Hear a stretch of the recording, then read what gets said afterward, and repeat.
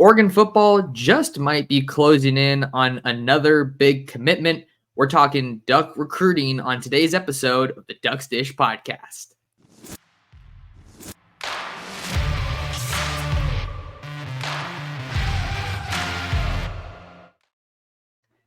And we're back like we never left. Oregon fans, what's going on? How we living?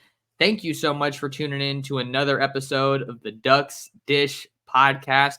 Just in case you're new here, I'm your host, Max Torres, publisher and lead editor of Ducks Digest, covering the Oregon Ducks over on Fan Nation, part of the Sports Illustrated Network. It is Tuesday, November 28th, coming to you from a little bit of a chilly Long Beach, California. Today, I'm rocking my Bellarmine Bells football sweatshirt just to try to stay a little bit warm. So staying cozy, working from home today, but got another big episode of the podcast for you guys today.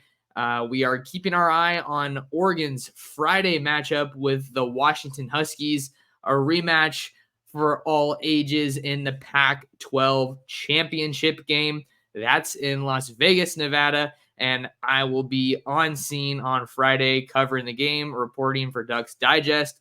Super excited about that. If you guys haven't already, go ahead and listen to the last episode of the pod where I was joined by Locked On Ducks host Spencer McLaughlin to break down Oregon's 31-7 rivalry win over the Oregon State Beavers, and then get some early thoughts, a little bit of an early look ahead to the Pac-12 title game.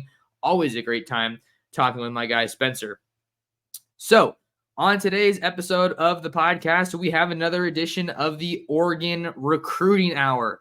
We're talking about kind of some of the latest headlines around Oregon football recruiting, as we're less than a month away now from the early signing period. I talked about it at the end of the last episode, but definitely bears repeating here.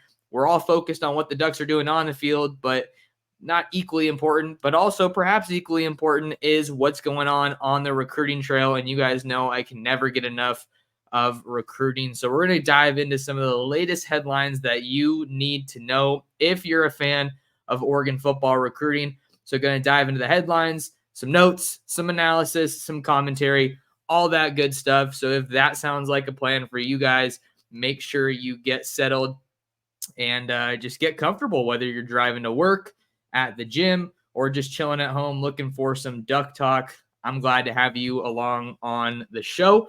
Make sure to like, comment, and subscribe wherever you're listening, or if you're watching us here on Oregon Football Max Torres here on YouTube. That's the name of my page. Okay, getting us going. We got to talk about a very important decision date for 2024 Orem, Utah wide receiver tight end Roger Saliapaga. Roger Saliapaga is set to come off the board this Friday, the same day as the Pac-12 title game. He has an announcement time set for 6 o'clock Mountain Time, so that is 5 o'clock Pacific, which is, I think it's exactly when the Pac-12 title game kicks off. So definitely could be a very newsworthy day for the Ducks as they prepare for their rematch, that is, with the Washington Huskies. But Roger Saliapaga coming out with that decision date. I actually reported that a while ago now, but reiterated that he's going to be committing on December 1st, and he will be choosing from a new top group, and that obviously includes Oregon. Let me pull it up so I can get you guys the final group for Roger Saliapaga. He will be choosing between Oregon, Alabama, Auburn, Tennessee, and Utah, according to his latest interview with Blair Angulo of 247 Sports. Saliapaga was recently in Eugene for his official visit with the Ducks. He was in Eugene to see the Ducks take down the USC Trojans, and a very big day for Oregon's passing attack. He had big days from Troy Franklin and Tez Johnson while Saliapaga was in town for the USC game. And after that visit to see the Ducks, he hit the road again, headed out to SEC country to take official visits to Tennessee and Auburn, with Auburn getting the final official visit and the final trip overall, it looks like, before Saliapaga comes off the board here. Auburn played Alabama in their annual their annual Iron Bowl. Excuse me, I'm always thinking Ducks. In their annual Iron Bowl rivalry matchup, and that was a crazy matchup at Jordan-Hare Stadium. The Tigers they looked like they were going to win that game, and then on 4th and goal from the 31-yard line, Jalen Milroe aired it out to Isaiah Bond, who was being covered by DJ James, the former Oregon DB, and then Isaiah Bond brought it in for a touchdown. But really, when it comes down to Saliapaga's ultimate decision, I've had my pick on Oregon for quite a while, I think dating back to October, I want to say, and I still feel really good about the Ducks' chances here. They've been wanting to add another playmaker in the 2024 class. That's kind of been one of the talking points when I've been speaking with people around the program, that they're looking for more reinforcements here in the 2024 class, a recruiting class for Dan Lanning that is largely dominated by big-time defensive talent. That's not to take away from the talent that they have in the full-on offense, but I think just from a pure numbers standpoint, and certainly a star standpoint, you see a clear focus being placed on the defensive side of the ball this time around. The Ducks do have a very good connection to the state of Utah. Obviously landed some big-time players from there that are having an impact on this year's squad, most notably center Jackson Powers Johnson out of Draper, Utah, Corner Canyon. And then you also have linebacker Jeffrey Bassa, who is from the state of Utah. And then Noah Sewell, the former Oregon linebacker, actually attended Orem High School, where Saliapaga is currently playing. So lots of connections there for the Ducks as it pertains. Excuse me, words can be so hard. Can you believe that? As it pertains to Saliapaga's recruitment, and then obviously Oregon's efforts in the state of Utah. Okay, let's see who else you want to talk about here on the pod. I have my next topic as a quick little recruiting note for the Ducks this weekend. They are actually, believe it or not going to be in Eugene, so they're not going to be able to host, at least I'm not expecting them to host, any big-time recruits for visits, but I think that's okay if you're an Oregon fan. I think that's okay if you're around this Oregon football program, because you're not going to be in Eugene. You're going to be on the road in Las Vegas playing for a Pac-12 title. I think that is obviously where this team wants to be right now. And I think they're going to do everything they can to try to continue their recruiting efforts from a distance, whether that's phone calls, FaceTimes, text messages, edits, good luck edits, whatever it is. I think that Oregon is fully aware that they need to continue to ramp up their recruiting efforts, because we are in an all-out sprint between now and the early signing period. I talked about how I expect there to be one really big weekend for the Ducks, at least one really big weekend between now and the early signing period, when they bring a lot of verbal commits back into town for a visit, and then they bring in some of those top guys that they're still going after for maybe their final official visits, or even an unofficial visit that they try to squeeze in there just before the early signing period begins. So Oregon, I love where they're at right now. Number 6 class nationally, according to the 247 Sports rankings, 24 verbal commitments. And it looks like that class is in line to grow, with Roger Saliapaga set to come off the board on Friday. Another guy we got to talk about here on today's episode of the pod is a 2024 playmaker that is generating a whole lot of buzz right now. That is Burley, Idaho wide receiver, speedster extraordinaire, Gatlin Bear. That just rhymed and sounded really cool. Speeder extraordinaire, Gatlin Bear. Why are we talking about Gatlin Bear? Well, I think it's because it looks like he's kind of circling back on Oregon, right? He's still verbally committed to Boise State, but the same weekend that what's the best way to word this? He popped up back on Oregon's radar the same weekend that Boise State fired Andy Avalos, which was the same weekend as the Oregon versus USC game. So early to mid-November, if you want to call it. That was the same day that Jimbo Fisher was fired by Texas A&M. So Oregon got a recent visit from Bear, and I think that given the recent recruiting efforts from the coaching staff going out to a Burley game in Idaho, Joe Lorig and Junior Adams making that trip, And then that was followed up by a visit from Bear to Eugene. I think that definitely shows that there's strong mutual interest. But we have another update that we have to discuss a little bit here with Gatlin Bear, and that's that he was out in Ann Arbor for the Michigan-Ohio State game, which is obviously a really big matchup.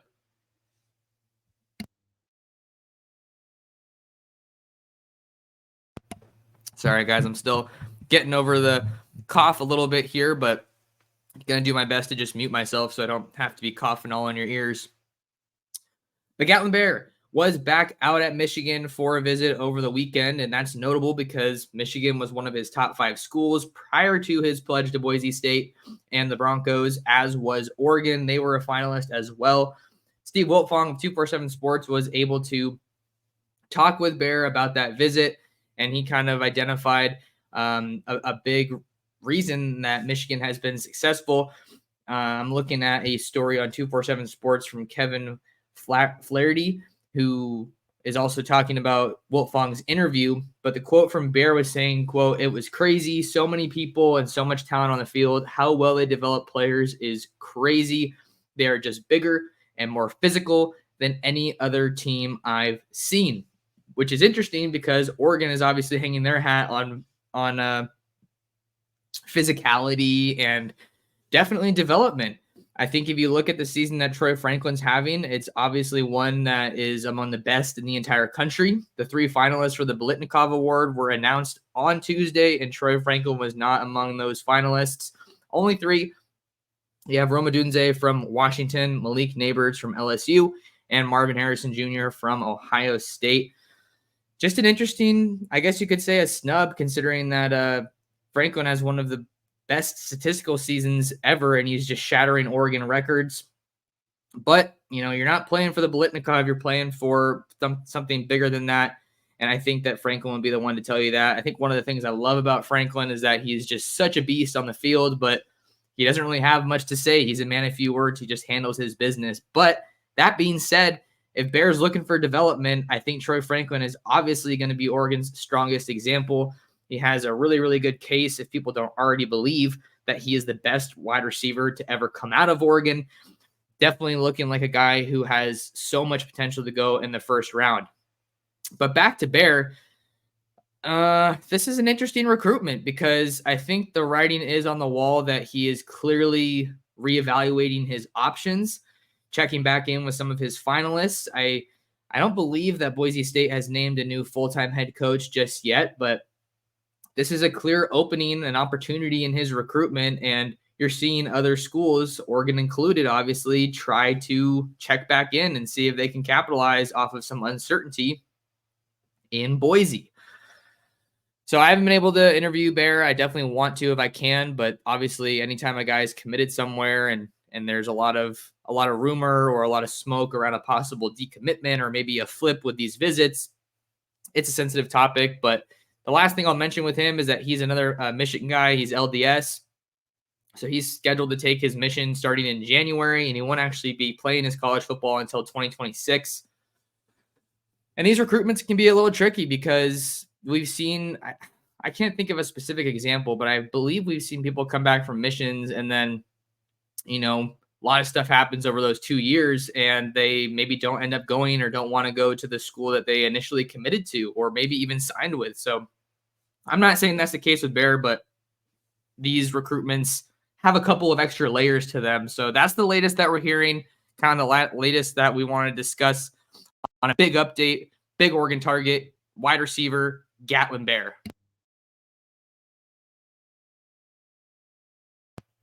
Moving right along here on the Ducks Dish podcast. Appreciate you guys tuning in on a Tuesday afternoon. If you're watching on YouTube, do me a favor and drop a like on the video. Subscribe to the channel. We are on the road to 3K and coming at you guys with a lot of Oregon recruiting videos that I know you love. So greatly appreciate the support. Another guy I want to talk about on today's Oregon Recruiting Hour is a new offer that the Ducks extended here in the 2024 class. That is to Tualatin, Oregon tight end Jaden Fortier. This is an interesting one because what was I just telling you guys? Oregon is still looking to add some offensive playmakers here in the 2024 recruiting class. And we have seen Dan Lanning put an emphasis on recruiting the best players in the state of Oregon. Just look at this class in 2024. You have Devin Brooks, an offensive lineman committed out of Clackamas. You have Trent Ferguson, another offensive lineman out of West Salem. You have AJ Pugliano, a tight end out of North Medford. So there's already a lot of guys from the state of Oregon that have committed to play their college football for Dan Lanning and the Ducks in their home state. And it kind of feels like a little bit of what you see or hear about in the SEC. It just means more. I think when you can kind of apply a similar mantra to Oregon players, Oregon natives, Oregonians playing for the Ducks. It just means more being able to go out and represent the Ducks and play for your home state. And this is incredibly interesting, maybe extra interesting, this offer, because Jaden Fortier, the number one player in the state of Oregon, according to 247 Sports, is verbally committed to Arizona State and Kenny Dillingham. And we all know about that connection with the Ducks, seeing that Dillingham was the former OC in 2022. And Tualatin, I'll be honest, I don't know a whole lot about Tualatin, but when I did live in Oregon, I did make it out to cover one high school football game, and Tualatin happened to be playing.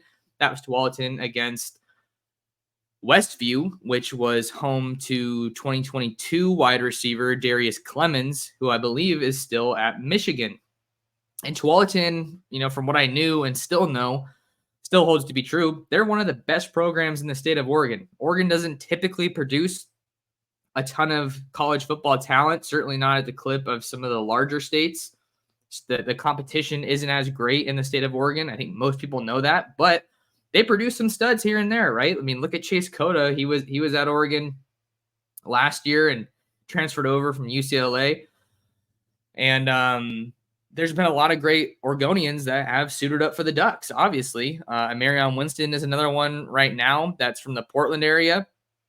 So this is one to watch, I think. I haven't been able to interview Jaden, but I think when you look at the situation in Tempe, rough first season for the Sun Devils under Kenny Dillingham, just obviously a tough situation. Totally different deal recruiting to Oregon versus recruiting to Arizona State. But we know that he is an alum and that's home for him.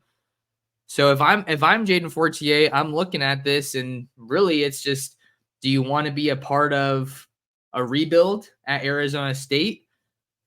Granted, I think Kenny Dillingham is a really, really good coach, and I'm excited to see what he can do next year. But he was obviously pretty limited offensively with the personnel that he had this year. Just look at what the offense looked like against Oregon. Do you want to be part of a rebuild? Or do you want to be a part of your home state's program that has tremendous stability, I would say right now, after Dan Lanning shut down those Texas A&M rumors? Do you want to play for the Ducks, play for your home state, and play for a program that is killing it, just playing some really, really good football and is among the best teams in the entire sport? So I think that kind of is how I would look at these options if I'm Jaden Fortier. I don't know if he's an early signing period guy or not, so timing is obviously going to play an important role in this recruitment now, seeing that option is now on the table. And I just also wonder where he lies for Oregon among priority targets that are still on the board in 2024, because they're still recruiting Roger Saliapaga after Jackson Ford, the tight end out of Texas, decommitted, and they're still going after Gatlin Bear, still probably going after Jeremiah McClellan, the Ohio State wide receiver commit. And we'll see, some new developments will likely pop up between now and the early signing period. So there might be someone who shows up on campus or is getting recruited by Oregon that I didn't know about or that you didn't know about. So you never know. That's just why I really thought this was an interesting offer for the Ducks, because he has been right in the thick of the conversation. Fortier has as one of the best players in the state. So why didn't he have an Oregon offer? Just makes you wonder a little bit, but this is definitely one of those later offers that I think is worth keeping an eye on Tualatin tight end Jaden Fortier, 6'5", 220 pounds, and I believe he is a 4-star caliber player. rolling right along, we got a couple more guys we want to talk about on today's episode of the Ducks Dish podcast. This is the Oregon Recruiting Hour. It may not be an hour long, but it is the Oregon Recruiting Hour. Let's talk about a 5-star recruit in the 2024 class. We're talking about McKinney, Texas safety, Xavier Philsi. I'm not exactly sure how you say it. I kind of like Philsi more. It sounds cool. So if someone knows how to say it, go ahead and leave me a comment. But let's talk about Xavier Philsi because he has been on Oregon's radar for a while now, and he's verbally committed to Florida.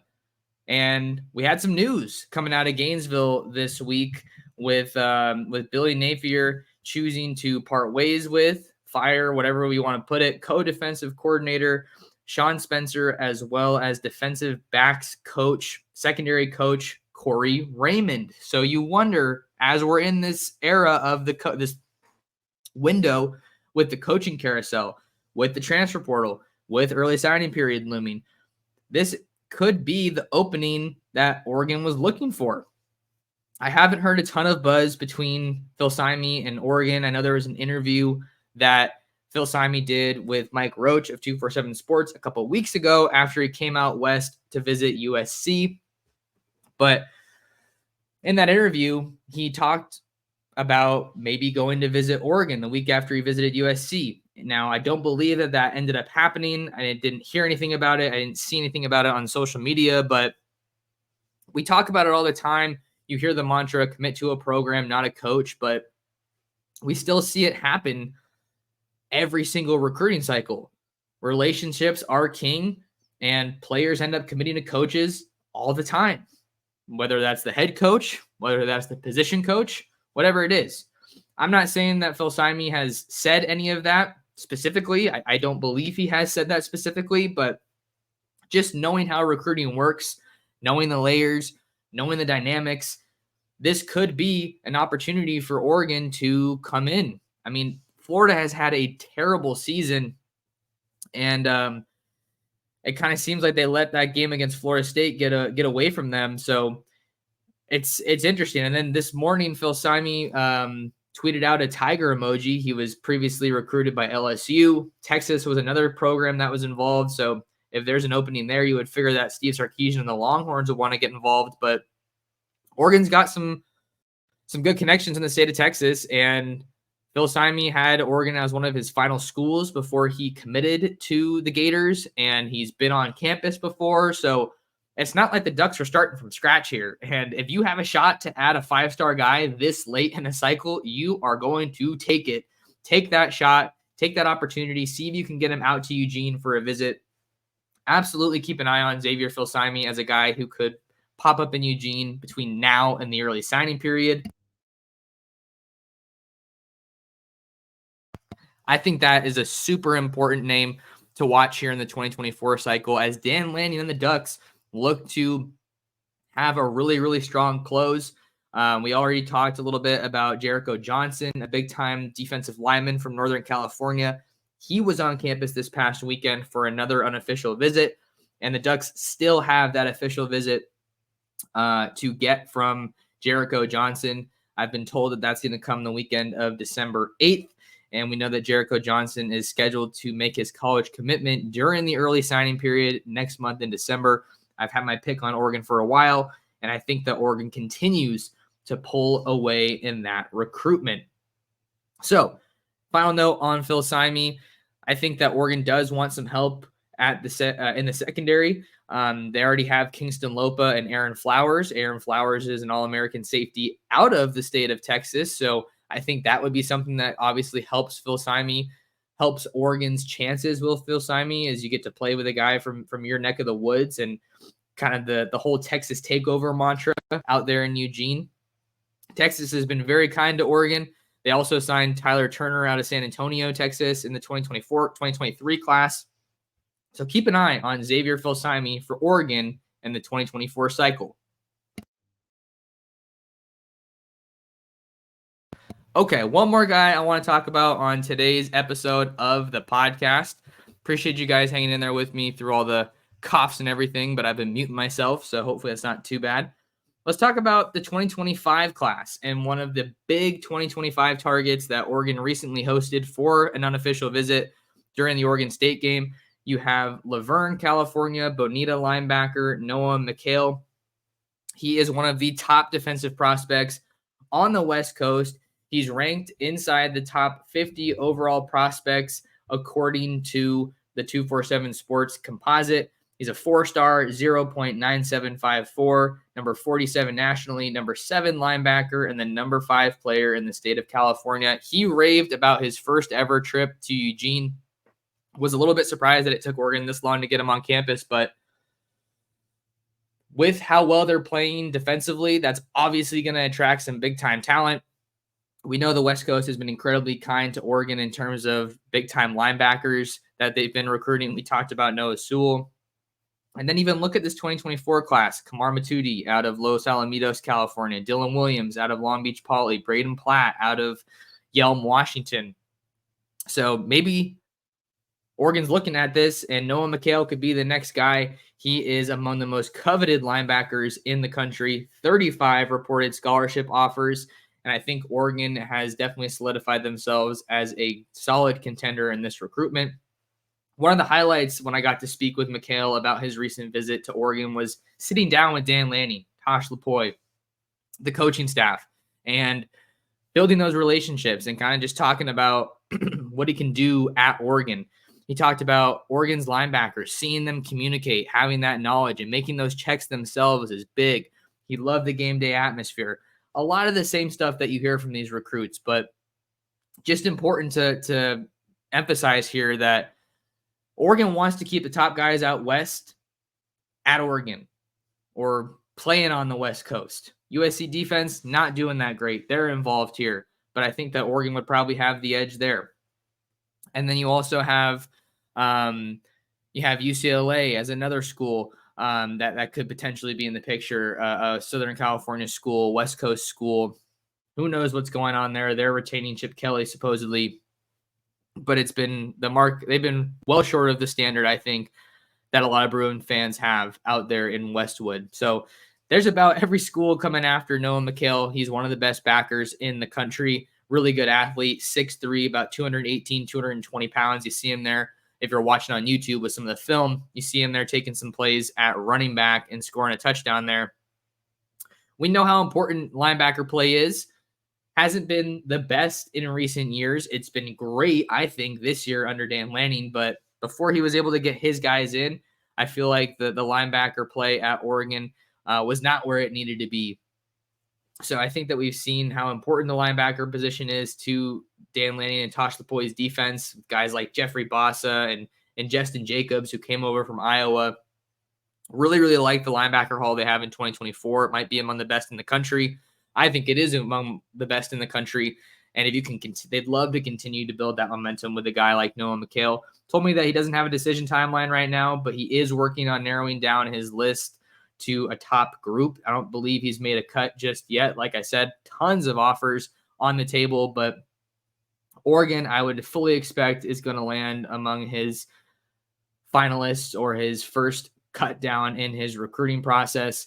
Another big-time talent out of Southern California that has been an incredibly productive pipeline for Dan Lanning and the Ducks at Oregon, and it looks like they did a good job with a big visit from Noah Mcale over the weekend. That full interview is over on ducksdigest.com. It is a free read, so if you guys want to check it out, go ahead and give that a read. Got a couple more big interviews coming out this week. Some 2026s. One 5-star. You have Brock Harris, the tight end out of Utah. He was in town for a visit on campus. You have a couple of Oaks Christian standouts, highly rated guys. You have Deshaun Rideau. I talked to him, as well as Devon Benjamin Jr., who is loving Oregon. I'll have those interviews coming out throughout the week before I hit the road to Vegas on Friday morning. So that'll do it for me on another episode of the Ducks Dish podcast. Appreciate you guys tuning in, however you tuned in. Just some quick reminders. You got to lock in with me on social media for my latest and greatest in Oregon football and recruiting. I am at Torres Sports, that name right there on your screen, on both Twitter and Instagram. You can subscribe to my YouTube channel at Oregon Football Max Torres, and you can read me over on ducksdigest.com. Share the show, share the Ducks Dish podcast with your friends, family, and other Duck fans. Keep an eye out for the Ducks Digest newsletter. I am trying to bring it back. It was a feature on Twitter, and then it got taken away. So that we got to adapt, and I need to bring that back. So keep an eye out for that. And yeah, until next time, you guys, thank you so much for tuning in to another episode of the Ducks Dish podcast.